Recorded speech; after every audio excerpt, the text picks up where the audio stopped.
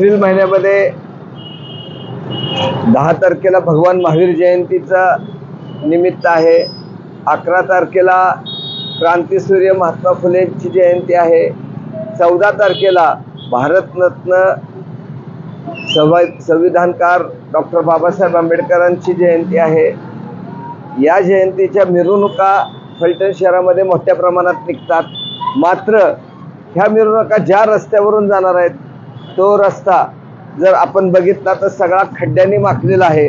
आपण बघू शकता कीर्तिस्तंभापाशी जिथं जैन समाजाची सर्वात मोठी महावीर जयंतीच्या निमित्ताने कार्यक्रम होतो, त्या कार्यक्रमाच्या ठिकाणी चारी बाजूने रस्ता खड्ड्यात गेलेला आहे। ह्याच रस्त्यावरून डॉक्टर बाबासाहेब आंबेडकर जयंतीची मिरवणूक जाणार आहे। याच रस्त्यावर क्रांतीसूर्य महात्मा फुले यांच्या जयंतीची मिरवणूक येणार आहे। प्रशासनाचं याकडे पूर्ण दुर्लक्ष आहे।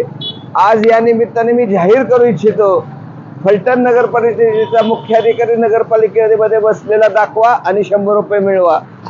नगर परिषदेमध्ये मुख्याधिकारी बसायला तयार नाही, त्यांना स्वतःची बदली पाहिजे, त्यांना कार्यभार झेपत नाही, त्यामुळे विकास कामं ठप्प आहेत।